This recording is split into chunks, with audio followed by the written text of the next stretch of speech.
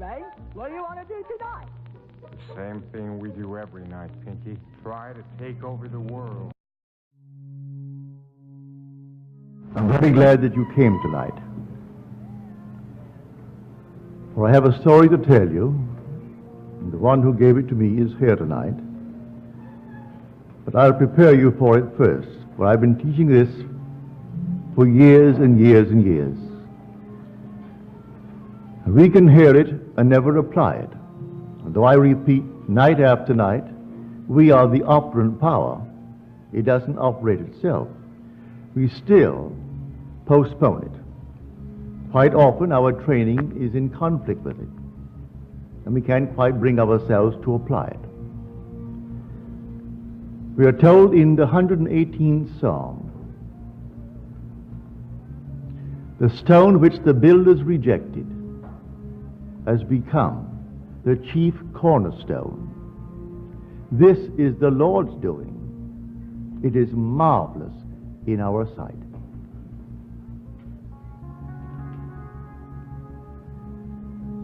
Many years ago, sitting in the silence, thinking of nothing in particular, with my eyes closed in contemplation, but not really thinking of any one particular thing, suddenly a stone appeared before my eyes, about that size, huge quartz.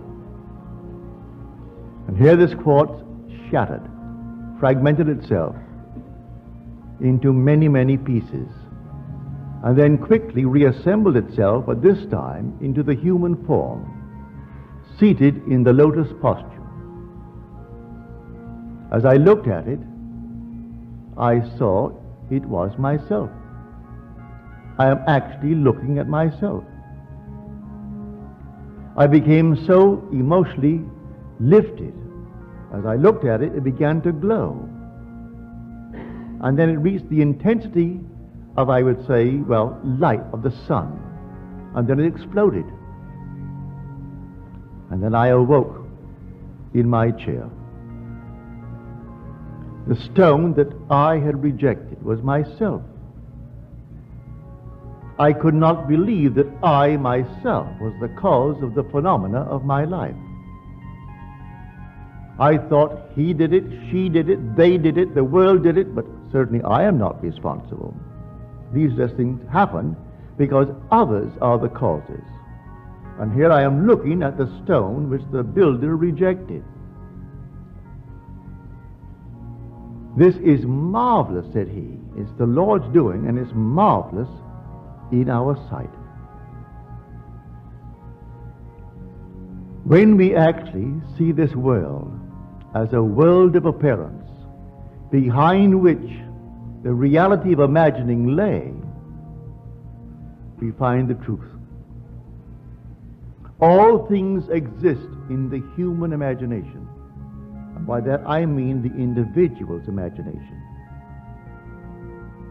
In your own bosom, you bear your heaven and your earth.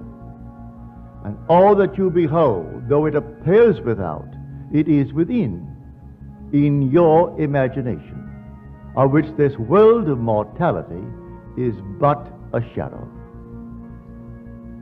Now you and I will call ourselves either Christians or Jews. Both are the same, really. The Jew is the foundation stone. It is the tree. Christianity is its fulfillment. It is the fruit. But the tree is Judaism. And all that it actually contains will come out eventually in a plan, a wonderful plan that was there in the beginning of time. And that we call Christianity.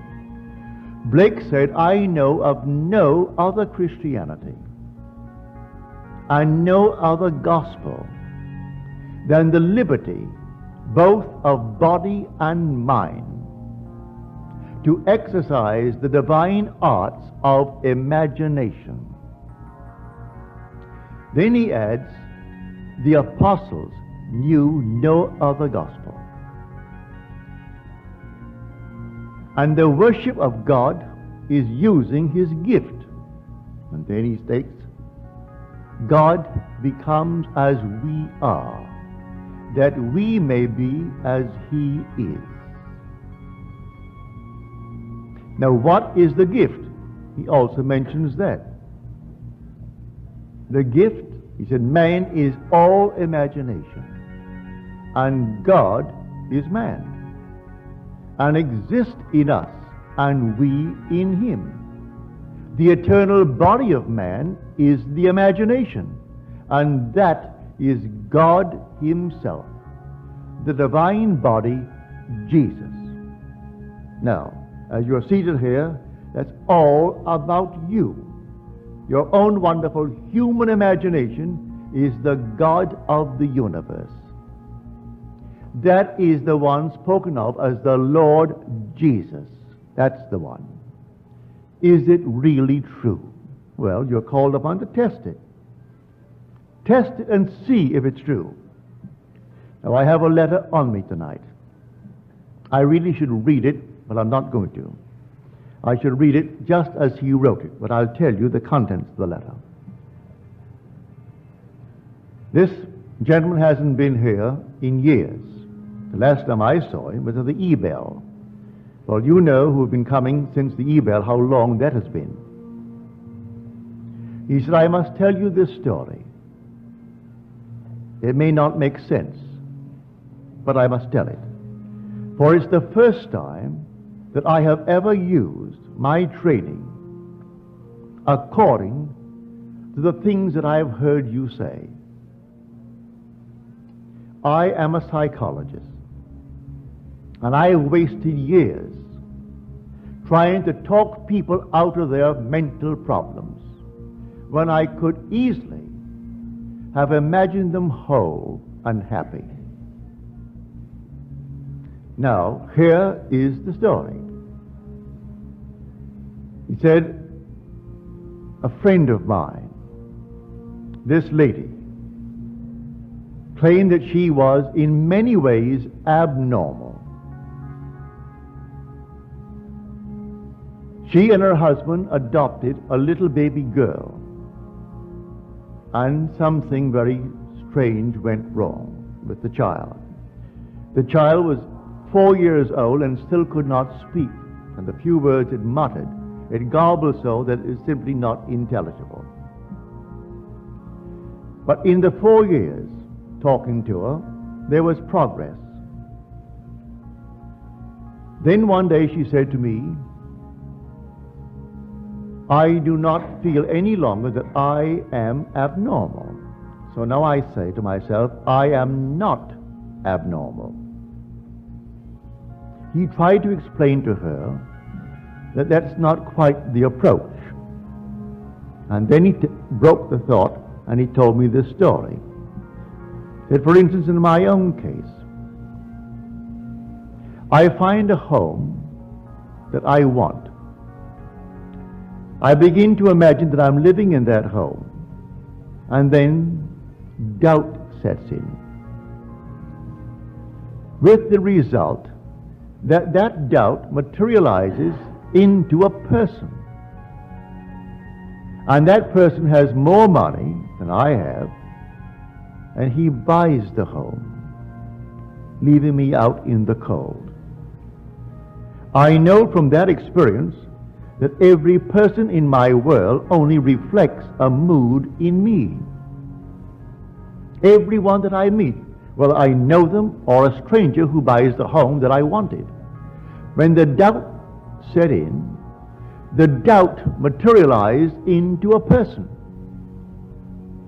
I didn't know him, but he only reflects that mood of doubt in me. So he has more money and he buys the home, and I am out in the cold. So I reconstructed a sentence for this lady. And I said, no longer must you say, I am not abnormal. You must now begin to say, I am perfectly normal. She said, I do not feel that. He said, I do not care whether you feel it or not. You must begin to persuade yourself that you are perfectly normal by repeating within yourself, I am perfectly normal. The day she began it, the child went into a coma So profound was the sleep that it was difficult to rouse her. She could not be awakened. She asked me to examine the child. I said, no, take her to a medical clinic and have them examine the child. But as she began, from his suggestion, to assume I am perfectly normal, within 24 hours the child awoke. They made the test in the medical center and found her alert and bright. She was only the outpictured statement of that mother who adopted her. The mother began to feel, I am abnormal. So she adopts a little child, a little girl. And the girl for 4 years couldn't talk. And when she began, it was so garbled, it made no sense. She only bore witness to that strange, peculiar claim of the mother who adopted her. And when she changed the pattern of speech within her and said, I am perfectly normal, the child, by the medical clinic, found her not only alert, but perfectly healthy and returning to a normal state in this world. The whole vast world is yourself pushed out. All that you behold, though it appears without, it is within, in your own wonderful human imagination, of which this world of mortality is but a shadow. Why? I found him. I found him of whom the prophets spoke. They spoke of Jesus. And the world is taught to believe he's a man who lived 2,000 years ago and who was crucified 2,000 years ago. And I am telling you, he is crucified on humanity. And the one crucified on humanity is man's own wonderful human imagination. That's Jesus. And there is no other Jesus. That is Jesus. He is buried in man. He is the dreamer in man. And he is dreaming this dream of life. What are we feeding him? Well, I'll tell you what we feed him, because he is capable of anything in this world. And listen to these words from Deuteronomy, the 32nd chapter, the 39th verse of Deuteronomy. And these are the words of the Lord speaking. I kill, and I make alive. I wound, and I heal. And there is none that can deliver out of my hands. There is only one creative power in the world. The one who kills is the one who makes alive. The one who wounds is the one who heals. And there is no other power than this one power. And that one power is your own wonderful human imagination. That is God. There is no other God. He is buried in you. And the day will come, he will awaken within you. When, and I trust it is now, that I could turn you from this world of seeming reality on the outside to a world of imagination. So you actually live in your own wonderful human imagination. If you do, and you really turn into a being who believes in the reality of his own imaginal acts, you are then on the verge of rebirth. It does not say when. He tells you no one knows, not even the Son, only the Father. Don't ask me when, said he. But I'll tell you the signs of it when you actually begin to trust your own wonderful human imagination. When you can sit quietly all alone, asking help of no one, and really believe that your imaginal act is a creative fact, and that in the interval of time necessary, it's going to externalize itself and become a reality in your world, you're on the verge of rebirth. As you're told, unless you are born again, you cannot enter the kingdom of heaven, even though the kingdom of heaven is within you. The kingdom of God is within you. and God is in his kingdom. Although he is in his kingdom and that kingdom is in you, you can't enter it unless you turn from this world of materiality, believing it is the cause, believing it is the reality, to live in your own wonderful human imagination.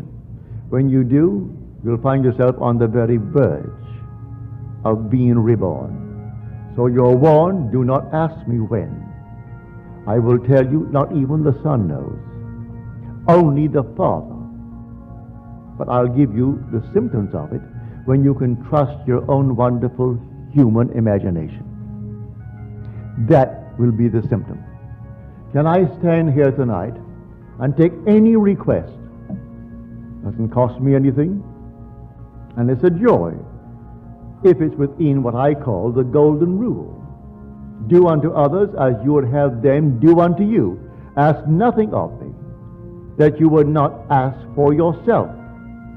Do not ask me to hear any news in this world that you would not really want done to you. Because first of all, I could not do it. I use the golden rule. Then, if it comes within the framework of the golden rule, it's so easy. What would the feeling be like if it were true? That you are what you want to be. That they are what they want to be. That they have what they want to be. Don't ask me how it's going to happen. I do not know. The depth of your own being has ways and means that you, the conscious surface being, know not of.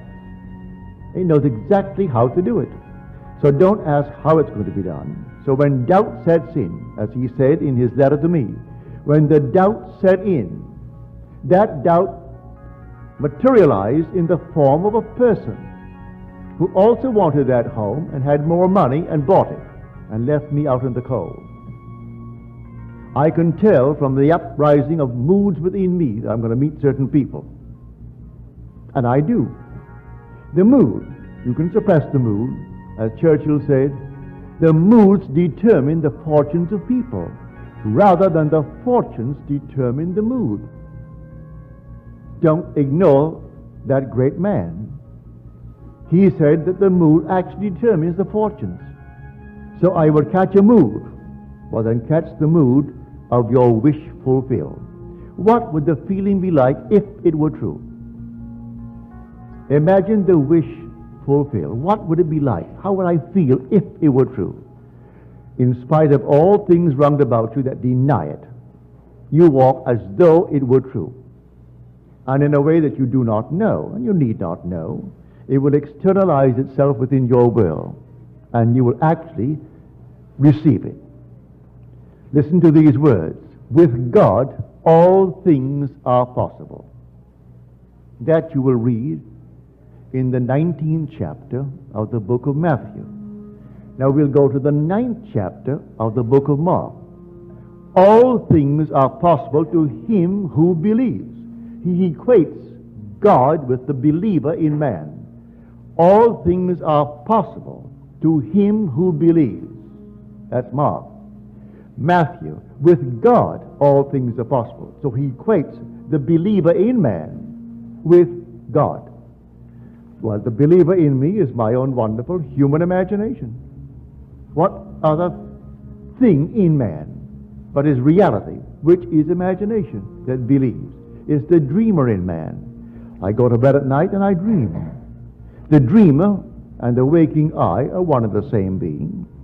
Can I believe, or am I going to allow certain doubts? Now, he is a psychologist, trained to talk people out of their mental problems.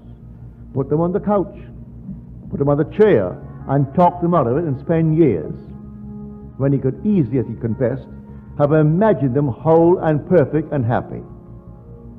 But he said, I believe that I was, through my training, compelled to spend these awkward years as anyone who works at a job spends his time in an awkward manner. If you're not enjoying what you're doing, then it's simply a job and you're doing something that is to you awkward, if you like it. Like my brother Victor, who has made a fortune. The very smell of the ship The very smell of the boat, the smell of his store, he loves it. He goes there in the morning, and the odor of his store, I can't stand it. He goes into the grocery store and everything about it. He just loves the odor, all the combinations of the odors of the grocery store. He goes into his department store, all the things of the department store. That's the odor. It affects him. He loves it. Goes to a hotel, and the restaurant naturally is all in service. That affects him, and he loves it. He so loves it. He's in the mood of success. So fall in love with something that really excites you, and feel that you are already what you want to be. And I tell you from my own experience and from this man's experience that it will work. Now, here is a man who heard me years ago. He came home one day, and I thought, now here's a man teaching people how to live correctly. And I had 2 books. They're completely out of print. You can't buy them. But I thought, if I could give them to someone doing this kind of work, who is serious, he's a trained psychologist, I'll give them to him. So I gave him these books. I don't think he's read them. First of all, they're named after the mountains of Switzerland, Zermatt and Oberland. But it's all imagination. The man who wrote it, I presume he's gone now. He was 94 when I last heard from him. But I gave him these books. They were new and completely out of print. You can't get the books. You might find them in some second-hand, but they were never popular books because they were very voluminous books. But he wrote them in the form of a dialogue like a Plato. He introduced 5 characters, and each one was a scientist, one was a philosopher, one was a mystic, one was something else, and they all discussed. And he had the central one who was the mystic, explaining the phenomena and the cause of the phenomena of life. And so he wrote these volumes. And I gave them to him. I asked him the other night, because he's here for the second time in years. And he mentioned the way he told me about them. I don't really think he really read them with understanding or really read them, because it's told like a Plato would tell a story, introducing characters, because the one person is speaking as the scientist, as the mystic, as the philosopher, as the atheist. He had them all present, only 5 characters. But the books are completely on imagination. And it's called the Zermatt Dialogues and the Oberland Dialogues. And I went down to the bookstore in Long Beach called Acres of Books looking for them. And old Mr. Smith, he's gone now. He was then in his 80s. And I was looking all over the philosophical department and the other departments. Oh, he said, you wouldn't find them there. You'll find them under Switzerland, the mountains. He didn't know the content of the book. Go over to the place and look under Switzerland. And there they were. So I found my 2 books. And I parted with him and I gave them to him in the hope that, because he is a psychologist, a trained one, that these were showing that causation is all imagination. That imagining creates reality. What am I imagining? So they came to him, the embodiment of imagination. And they said, but you haven't eaten. And they were concerned because he had been left alone and he had not eaten. And he said, I have food you know not of. And the food is, what are you feeding your imagination morning, noon, and night? You read the morning paper and you react. And you don't know one character there, any of them, and you react even before you get to the end of the page, based upon some biased reporter. But you react. That's what you fed the Lord. For the Lord is your own wonderful human imagination. That's God, and there is no other God. That is the Jesus of Scripture. That's the Jehovah of the Old Testament. And he is housed in you. That's why you are immortal. So you can drop right now. May I tell you, it makes no difference to your immortality. Chop off your head, burn you, and turn it into dust. You are an immortal being. You cannot cease to be, because God became as you are, that you may be as He is. And so you're going through these with these strange, peculiar diets, and we simply produce what we feed upon. You can learn a lesson from the animal world. When we were children, we had ducks, chickens, all kinds of things that you have on a farm. And we were a large family. There were 10 children, 9 boys and 1 girl. And we had a father, mother, and grandmother, all living in our home. And Mother would say to us, take, say, 2 or 3 ducks and put them away, because I want them in 2 weeks, I'm going to have a duck dinner. So you take the 3 ducks and you put them away. Well, she meant that you will change their diet, because when I was a boy, fish was plentiful and cheap. You could bring in all kinds of fish. We had no refrigeration, so if it wasn't sold in the evening, early evening, it rotted. So you simply either use it for strange bait the next day, or you fed the animals, that is, the ducks. So we would take the fish while we kept them alive and fed on ducks, on fish. And they got fat and they were altogether healthy. But you couldn't eat that bird until you took it and isolated it and put it in a cage by itself and stuffed it with meal, corn, sour milk, anything of that nature. And at the end of 10 days, that bird, having been fed only on, say, milk or corn or anything you had of that nature, the whole system changed. And so when you cooked it, it was like a milk-fed bird. If you didn't do it, you couldn't eat it. It's all fish. And I would know, I can see it now in my mind's eye. When Mother said, Neville, get a few ducks and put them away, and I'm playing cricket and playing soccer, I forgot it. When I remembered, it was only about 5 days before. So I took the ducks and put them away, but 5 days was not enough to purge it completely of the fish. Well, you could smell that thing all over the neighborhood. On Sunday afternoon, we were going to have ducks. And we knew we couldn't have ducks because you couldn't eat it. You look at a duck and you're eating fish. So it repulsed everyone. Of course, we got a good spanking for it because we didn't do what Mother commanded us to do at the time that she told us to do it. Well, that is just like everything else in this world. You feed, as he said, I have food you know not of. You feed for a few days, a couple of weeks, on a changed mental diet. In this case, in 24 hours, when she took the diet that he gave her, I am perfectly normal. The child went into a deep, deep sleep from which she could not be awakened without a struggle. And then the clinic said, well, she's not only bright, but she's healthy. She's completely right. She was simply the outpictured statement that that girl lived with when she said, I am abnormal in many ways. You take a new diet tonight, and just like the duck, and it may take you a day, it may take you a week, it may take you 2 weeks, but if you actually persist in the changed diet, you will outpicture that diet, that change of diet, and your whole vast world will change. We are the only beings to whom he gave speech.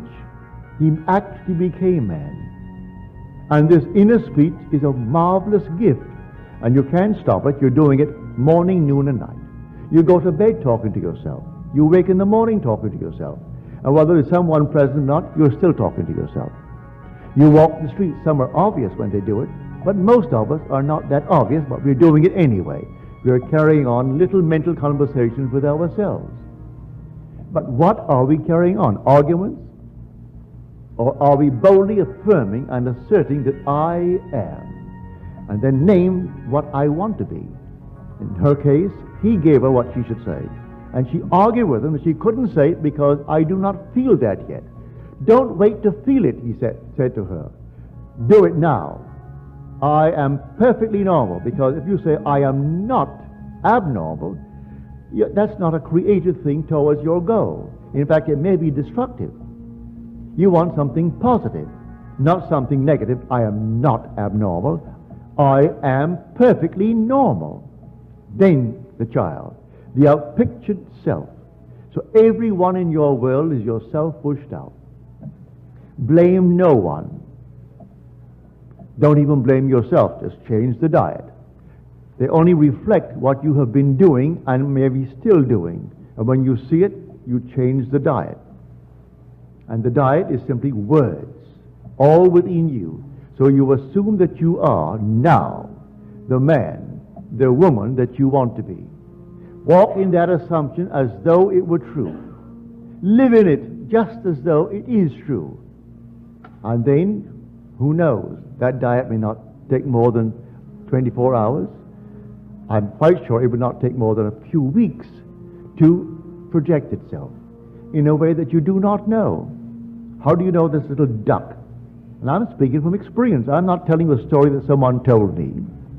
I was the one spanked for not catching those ducks the very day the order was given. And Mother was a kind of a disciplinarian that she always kept her word. If she promised you a bicycle, if she gave you a bike because you would do something, she kept it. If she promised you a beating, if you didn't do something, she kept that too. She was a great disciplinarian. I came back during the First World War. I went down on a schooner to the what is now called the Virgin Islands. Then they were owned by Denmark. Santa Cruz, and what is now St. Thomas, and then St. John. We bought them during the war, the First World War. That is, we in America bought them. But then I was a British subject. And I went down on a schooner to get cattle because we didn't raise cattle in Barbados and we needed the meat. And they had the dairies, all Denmark. Denmark owned them. So there were dairy people. Bought the cattle, put them aboard the ship, and started back for Barbados. And we were becalmed off Martinique. Martinique has a huge mountainous volcano. We were out of sight of the island, so they couldn't rescue us. And there's no radio in those days, no possibility of contacting the mainland. And there we are, simply drifting, not moving an inch in the course of a day. And the cattle are dying. They're all dying. We were 8 days late coming into Barbados, and all the cattle are gone, from the bilge and the lack of food, the lack of water. And I thought, well, now, when I came home, they'd be so happy to see me because they thought I was gone, because the submarines, the German submarines, were shooting at everything in the area, even a little schooner. So I came in, and I came home. They all greeted me with open arms. But that very day, Mother said to me, I don't want you to go out into the sun. You've had enough sun on that schooner for these many days at sea. I must have been 2 weeks at sea, and no possibility of any shade. Burnt to a crisp. Don't go out. Well, I had guinea pigs, and I had rabbits. I had to go and see how my guinea pigs and rabbits were coming on. But she told me not to go. I figured my first day home, certainly Mother will not hold it against me. So I went out, disobeying her order. When I came back in, she said, did I tell you not to go out? Yes, Mother. I thought, well, now, after all, this is my first day home. She thought I was dead. Here I am resurrected. That didn't pacify her at all. Took off that shoe, and she whanked me. And she let me have it. She was the most marvelous disciplinarian. She promised you a watch, you got it. If she promised you anything, you got it, including the whipping. So I'm telling you, a change of diet. And in our case, we are the Lord. And the Lord feasts upon words. He is the Word. And so what are you saying to yourself in the course of 24 hours? I am in want, I am this, I am that. Change it. Completely change it. And say within yourself, I am happily, blissfully married, if that's my objective in life. Reason denies it, your senses deny it. I am blissfully happy, and sleep as though it were true. I can tell you that story from my own personal experience. It works that way. And when I told the details of how it happened, people saw the means employed, which I certainly didn't manufacture them, not consciously, and judged me harshly for telling the means. But as you're told in Scripture, I have ways and means ye know not of. My ways are past finding out. All you do is simply go on the new diet. But when I found the girl to whom I'm now married, and blissfully happy with her, since the day I met her back in 1936, I was completely involved. I wasn't divorced, and in those days in New York City, a divorce was out. It only became legal after the very, very, very wealthy Rockefeller got his outside and then brought pressure to bear on the state to pass a decent, modest, normal, modern law, allowing people who cannot live together to separate and then seek a normal divorce. Prior to that, all divorces were simply collusion. All divorces. You paid someone to find someone, and then they signed these little things. You went before the judge, and they all knew it was collusion anyway. Well, here I am completely involved in marriage, and I want to marry this girl. I met her the very first second I saw her. I said, she doesn't know it, but she's going to be my wife. She doesn't know it yet. And simply, I slept as though we were blissfully happy. She on that bed, and I on my bed. It wasn't a sex act. It was simply, she was there in the room, in our lovely home, and I was in my bed, and she was on her bed. So I didn't make it an emotional thing of that nature. And the girl, who was my former wife, who refused, she even left the state so as not to be given a summons. And one day I got a call from the court telling me to come on down. They needed my advice. I went down to the court wondering, what am I doing going to the court in the morning? When they brought her in. And I pleaded her case before these three judges. And she said to me after I got her off, that was a very decent thing for you to do, Neville. And I know you want a divorce. Give me the papers. I didn't have the papers on me. And she and I got into a taxi and rode to my hotel, and I gave her the papers. Now, that's supposed to be illegal, so I'm told now. You can't serve your own papers. I didn't know that. Gave her the papers. And I got my divorce in the city of New York.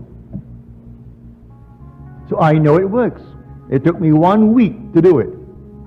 That's all that it took me, 1 week.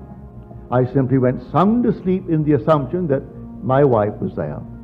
And it's the girl to whom I'm now married and who bore us this glorious daughter. And it's been since 1936. So here, this heavenly state was denied me because I wasn't feeding myself the right food. I have food you know not of, and the food are words. And you repeat them within yourself. What am I saying? As Blake said, oh, what have I said? What have I done? Oh, all-powerful human words. What have I said? What have I done? Oh, all-powerful human words. If man only realized what he is doing when he is talking seemingly idly. So, after all, who cares? Who knows? Who knows? The only one that cares knows. And he is your own wonderful human imagination. That is God. That's the Jehovah of the Old Testament and the Jesus of the New. And there is no other God. And he's buried in you. And he's dreaming in you. And surely you want to awake. But you will awake the day that you actually move in to the life of imagination, where you trust your imagination and live in it. You're not far from the threshold of rebirth. But I can't tell you the day or the hour. No one knows but the Father, and the Father is your own wonderful human imagination. I saw it so clearly. This is the stone that the builders rejected. But what the builders rejected has become the chief cornerstone. It was the Lord's doing, and it is marvelous in our sight. So I rejected the fact that I was the cause of the phenomena of my life. I couldn't believe it. I thought everyone outside of myself caused it. Then I realized, when I saw the vision, here is a stone, a quartz, and it fragmented into numberless parts. As he said, the one who bought the home, that's a fragmented part of my own being. My doubt brought him into being. He materialized my doubt. A man, a person, and he bought the home I wanted because he had more money. I materialized that. It came out of me. So the whole thing fragmented. And then when it came together and formed itself into a man, seated in the lotus posture, and I looked at it, I'm looking at myself. Then I realized I am the cause. He is the dreamer in me. One day he is going to awake from this dream. And when he awakes, I am he. And he and I are one. This is the story I am trying to tell the whole vast world.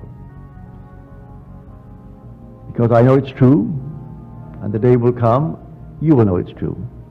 There is no other God than your own wonderful human imagination. I still will invite you, although I've told you to do it yourself, I still invite you, if you feel uneasy about it, to ask of me. For in the end, may I tell you, we are one. Now let us go into the silence.